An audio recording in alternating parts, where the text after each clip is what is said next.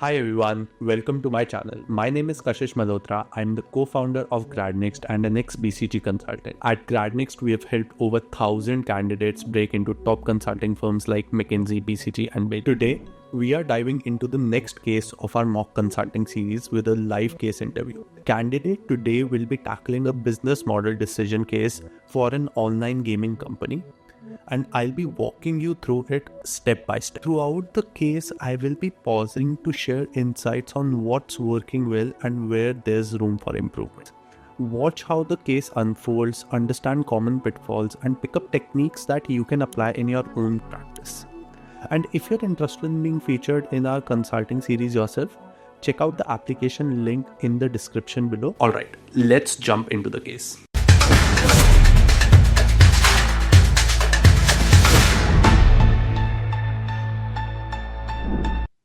So Dhanish, your client is a gaming company. It's a startup in the esports segment, and they're based out of Los Angeles. They are planning to launch their first game, which is an online multiplayer role-playing game, which is unlike any existing franchise or any existing game. You wouldn't have seen this kind of game. Now, being a new player in the industry, they've asked you for your help in deciding its business model. They are currently considering three alternatives: a subscription model where the players would pay a monthly fee, a retail model where the players would pay full price at the initial purchase, and a free-to-play model where the game is free to play but charges player for in-game purchases and merchandise. Right? So how would you advise your client to proceed with this? Sure. Mhm. I think I have a couple of clarifying questions just before I start out thinking about this. Sure. So you mentioned that this is a new company. So do we have any experience that is related to the gaming industry, maybe in a parallel industry, or do we have any synergies going through another business wherein we feel we can take help from? No, we don't have any experience So in the this is gaming. a proper startup that is like sort Yeah. of starting out, and The we founder has, some experience in the gaming industry as an employee, but hasn't done a startup there. understood. And they say that. So I would also like to understand like what stage of the process is the company at. So they built a game and then they would have committed a lot of funds in building Yeah. that. So Yeah. So I the think game is built, everything is built. Now they are at a stage where they have to, go to market. at the GTM stage. And in this process, what would you say is the primary goal in the next couple of years for the firm? Given it could be that the amount that has been spent, they need to get that back as soon as possible, or do we have like a 2 3 year roadmap for the company? So the primary objective is, of course, to maximize the profits that they generate from whatever business model that they use. And of course, they have to keep a long-term vision in mind while doing that. Right. Mhm. Okay, I'll just take a couple of minutes to think the things through and then start off with the analysis. Sounds good. I do have some more clarifying questions that are coming to my mind. One would be like we mentioned online multiplayer gaming. Would it be for a specific segment or a specific age group that we are targeting that we think would play this? So it's, as I said, an e-sport gaming multiplayer. The age group would be 21 to 40 years, which would be the main target audience. Okay. And do we have an idea around what would be like a rough estimate of the number of people in this target group, or should I sort of try to find that out as well? Yeah, let's try to do a guesstimate on what could be the possible target audience. And are we launching it mostly in the US or we are launching it? Only in the US. All right, let's pause here and talk about what just happened in the clarification phase. First, the positives. Our candidate asked some really solid questions. He checked the client's past experience, which is crucial when you're dealing with a startup. He clarified the objective of the case, asked about the target customer segment, and confirmed the launch location as well. All of these are fundamental questions that help you understand the scope of the problem. I also really like that he asked whether we have existing data or if we need to make estimations regarding the market size. This is a good practice that shows that you are thinking ahead about your approach and not making assumptions about what information is available. However, this information is something, or this analysis something which you could have done during the actual analysis of the case and not during the clarification questions. Now let's talk about areas of improvement. You might have noticed that the candidate seemed a bit nervous and underconfident during this phase. And look, that's completely normal, especially when you are early in your prep. But here's the thing, in consulting interviews, confidence matters. Even if you're uncertain, you want to project calm and composure. The second thing I noticed was that the answers could have been a bit more articulate. Some of the questions were asked in a slightly roundabout way, when they could have been more direct and structured.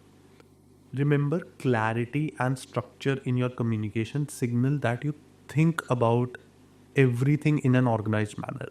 And that's exactly what interviewers are also looking for. All right, let's now look at how the candidate approaches the structure next.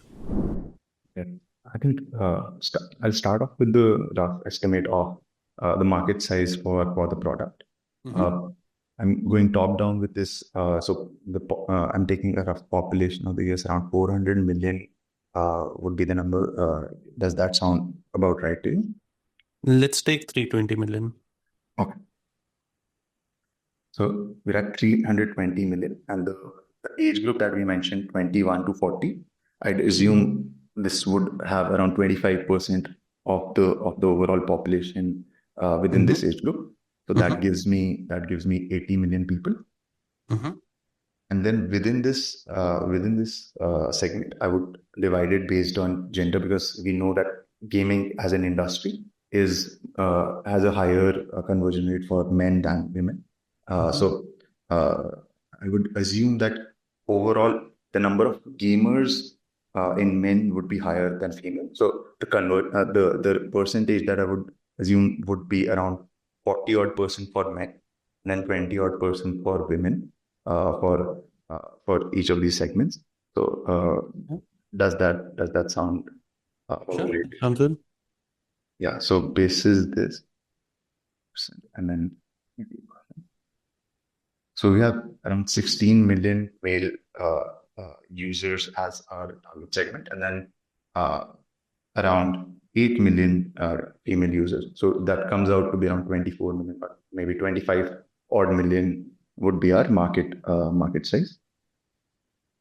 Okay. Do you think we should consider anything else in this as well?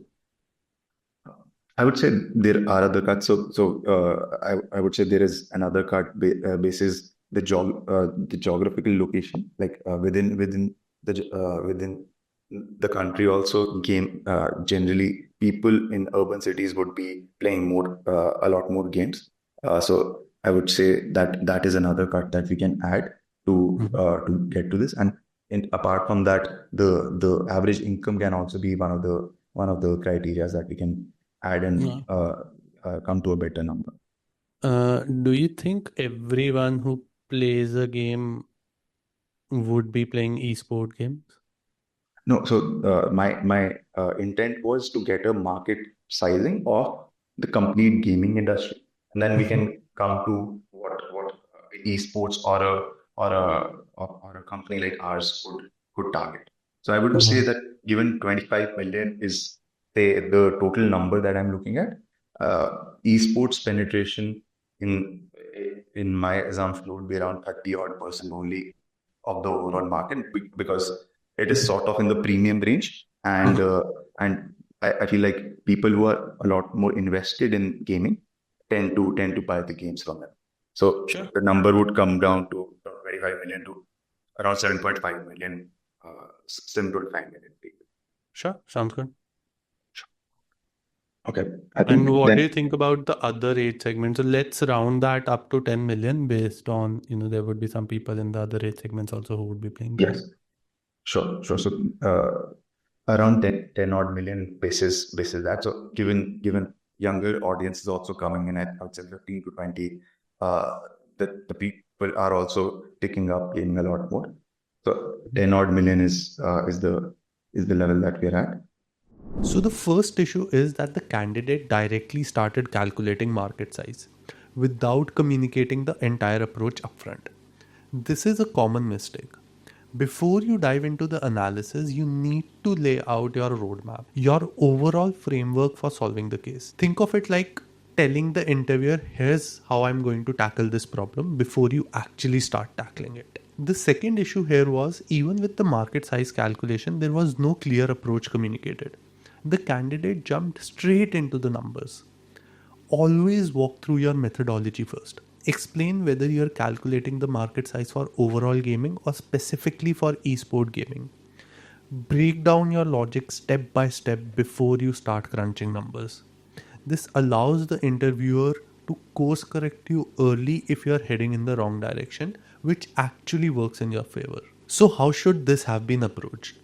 Ideally, I would structure this case into three key pillars. First, financial feasibility. This is where I'd look at the overall market opportunity and conduct a profitability analysis for each potential business model, whether that's subscription based, freemium, and retail model. You want to understand which model makes the most financial sense. Second is capabilities. Here I'd assess the client's capabilities across multiple dimensions such as technology, infrastructure, team expertise, distribution channels, marketing capabilities, and available capital. Can they actually execute on the business model given their current resources? And third, finally, I'd evaluate the various risks involved, such as technology risks, market related risks, competitive dynamics, regulatory considerations, and so on. This approach is comprehensive, it's structured, and it shows you are thinking about the problem holistically and not just jumping to the calculations. The key takeaway here, always communicate your approach before executing it. Structure first and then analyze. This is what separates a good candidate from a great one. Let's continue and see how the case unfolds. I would say now coming to the three business models. I would say like going one by one on each of these.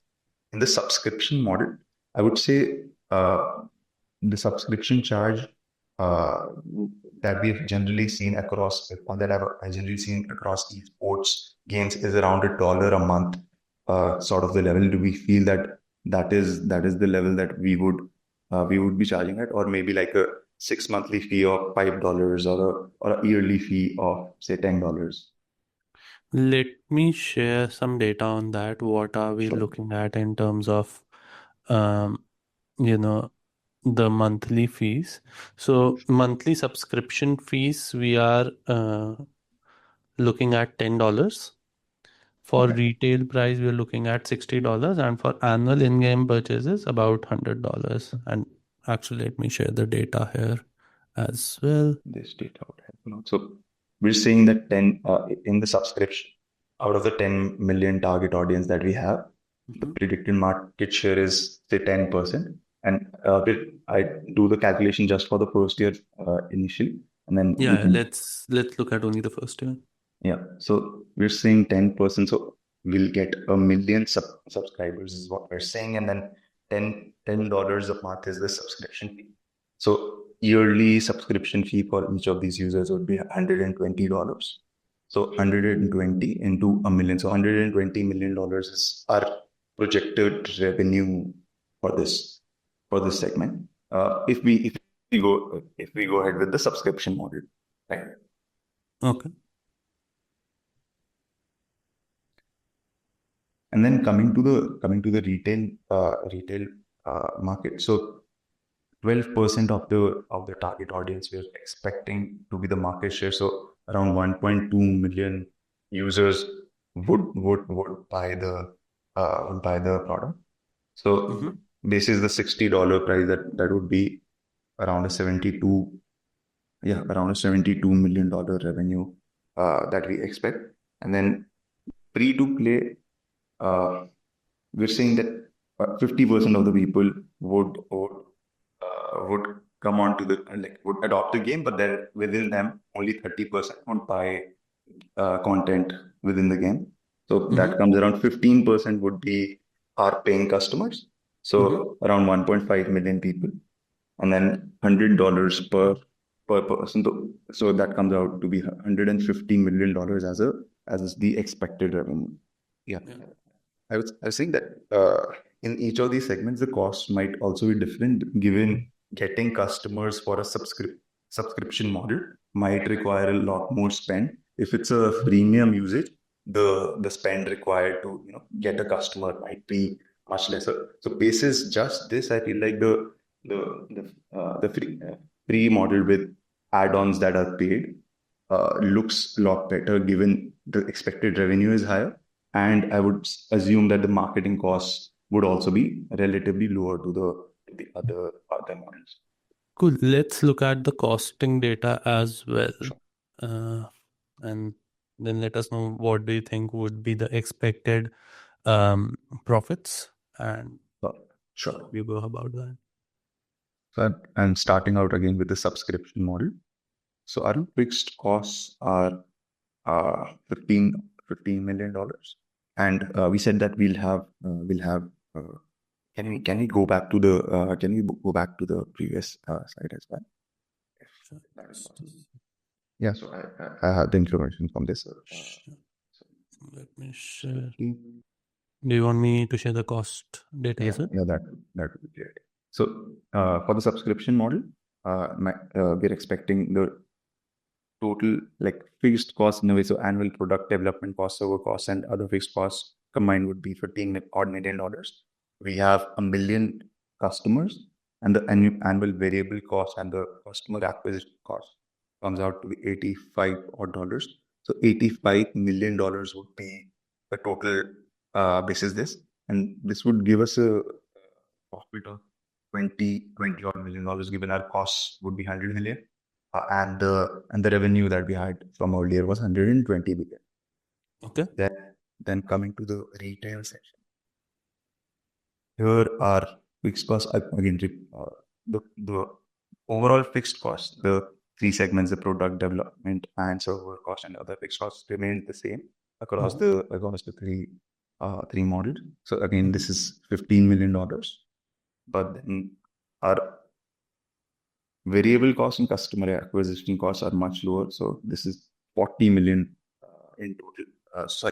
This is $40 in total. And then we had 1.2 million users there. So that would come out to be around $48 million for the year. We had a $72 million revenue. So the profit would be $94 million, which is higher than the subscription model. And then coming to the free-to-play model. Could you, tell me about the calculation again for the retail? Yeah. So $22 plus $18 comes out to $40 per user. And we had 1.2 million active users for the retail segment. So actually, 4 into 1.2 is 12 was it comes out to be $48 million. Okay. And then we had calculated the revenue to be around $72 million. So 72 minus 48 comes out to $24 million. What about the fixed costs? Oh, so sorry, I missed that. Yes, minus $15. So $9 million as the projected profit with this. And then again, for the premium, we have $15 million as the fixed cost.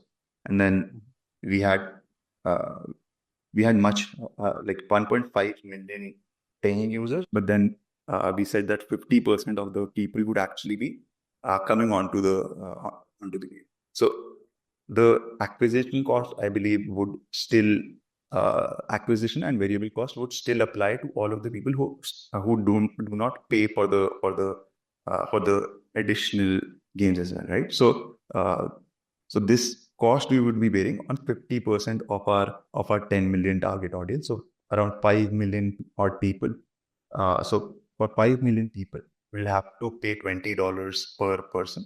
So that comes around 100 million as the expected cost, and then 15 million was our fixed cost. So 115 million uh, versus the revenue was 150 million. So the expected profit would come around $35 million. Do you think there would be any other cost attached to this in the free to play model So, based on the exhibit? okay, I think the exhibits mentioned. Okay. So the paying customers for the pay-to-play model incur $10 extra. So the paying customers were 15%, like 1.5 million.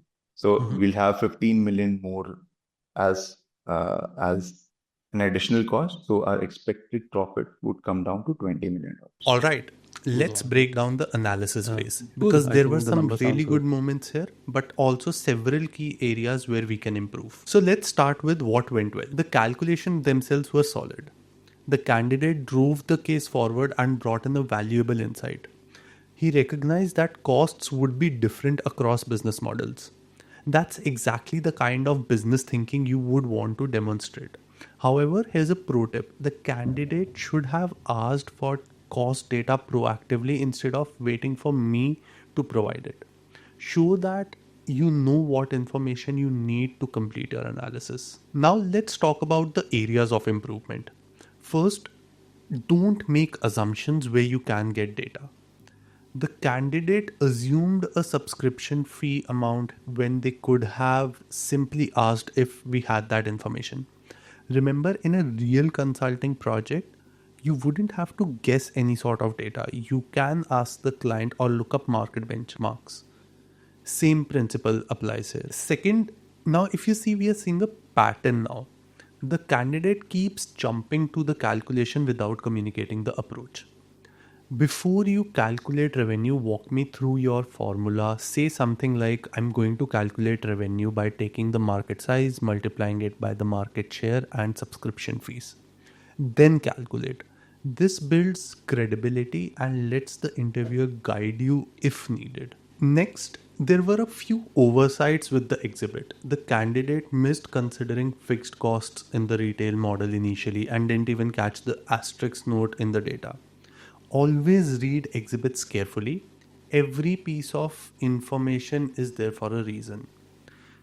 However, the good news is that he caught my hint and course corrected, which shows adaptability. Fourth, and this is important, periodic synthesis.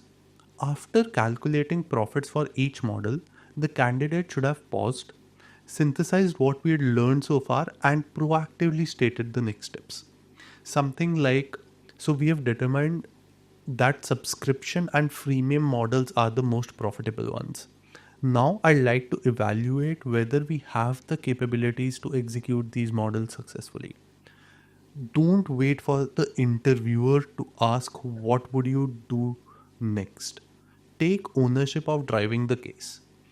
This level of synthesis and case leadership is what distinguishes senior candidates from the junior ones. So I would say this is the calculation subscription model and the free to play model come out at an equal number of our profits, of our expected profit. The retail model has much lower profit. So I would say that that model should not definitely not be taken. And I would also base it on the fact that how the industry is evolving. There's a major move towards subscriptions, and the other market players in the segment are also trying models wherein they can keep the customer, like bring in the customer and keep them for longer. And I feel like the subscription model and the free to play model give us a chance with that to create a long term sort of relationship with the consumer as well. Uh, so we would be getting recurring revenue from subscription and free to play, but not with the retail model. So out of the subscription and free to play, basis the higher revenue for the free to play, I would assume that we do have more scope to play in the industry and a higher market share which could help us, in the long term, if we could just bring down our costs a bit for the per user usage cost that we saw. I feel like the opportunity there is a little higher than a subscription model, and also the higher amount of customer base that we have. We could, if we want to launch another game in the short term or the long term, then we would have a larger customer base where we could directly push those apps. So I feel like for a startup starting up, the another key metric should be the user base that they capture in the market, and not just the profit. So I would say basis that the uh, premium model works best in this area. Got it. Cool. So let me show you, a survey that we did um, with our users, and I'd love to know your insights on that and what do you think um, we should, does your answer change based on that, and how would you go about it? Understood. Okay, I think what I get from this is uh, my hunch on getting repeat revenue, top free to play and subscription would be higher, given people mentioned that they would continue playing this game after the first year in both subscription and free to play model. One thing that I get from this is that switching to a new game in the same genre, the tendency becomes higher in the upfront purchase. That the customer psyche is such that maybe if they've actually bought into the game, they might be more willing to buy into games from the same company. So I Mm-hmm. think that gives an additional advantage to the upfront purchase. But again, purchase add-ons to the base game, as we can see that the free to play is much higher in that. So I think in the long term, we would still have an opportunity to extract more from the customers in the free to play segment itself. Got it. Sounds good. Cool. Any other consideration that you think we should keep in mind while taking this decision? I would say in retail, the other work, we also need to see the logistics and how we are selling. So is it are we going through stores, or is this online retail? We are going through stores that brings on additional workload and that I would say for a startup which is just starting up might be a little more tricky. In the subscription model, what we've seen generally across companies is that one with some within a few months, people generally tend to stop playing the game, and that we saw in the surveys, and that people are saying that they would play, but that is lesser than the free to play segment. So I think we could deep dive and do a further analysis into that once we start out to see what is the churn rate for our players, and whether All right, let's pause here and discuss what happened in this second analysis phase. There are some important lessons here. First, a crucial point about case management. When I asked the candidate, what would you like to do next? He immediately listed out a lot of different things. Here's what you need to remember: whenever an interviewer throws a question at you, treat it like a mini case within the case. Take a moment, jot down your thoughts, build a quick mental framework before you start speaking. Don't just rapid fire ideas, structure your response, prioritize, and then communicate early. This shows exposure and organized thinking. Now, let's come to what went well. The candidate brought up some really good insights, like recognizing that a freemium model would lead to a higher user base, which could be strategically valuable. These kinds of business insight demonstrate real business awareness, and that's exactly what you want to showcase. Another good practice I noticed: when the candidate received the exhibit, they explained what they were seeing in the data before jumping to the conclusions. This is the right approach. Of course, this could have been done a little better, but always narrate what you see on the data before and then layer in your insights and interpretation. It keeps the interviewer aligned with your thought process. However, here's a critical misstep. After this analysis, the candidate jumped back into discussing the retail model, even though we had initially ruled it out. This is risky because it can take your case in an entirely different direction and waste valuable time on something that's not the answer. Here's how to avoid this. Build a hypothesis after your first analysis. Once you've done your initial profit calculations and seen that retail is clearly not viable, make a mental note and even state explicitly based on the analysis, I'm hypothesizing that retail won't be our recommended model due to lower profitability and higher operational complexity.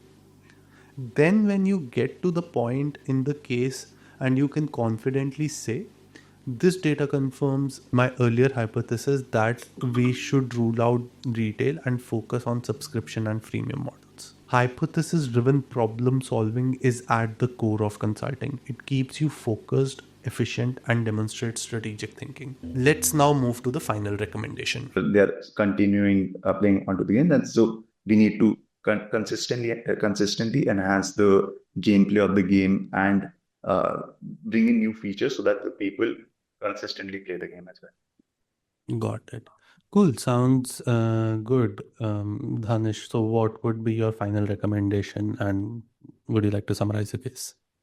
Sure. I think going through the numbers, what we figured out was that retail does give relatively lower profits, but in our surveys, what we also found was that people were more likely to buy more products from such a company.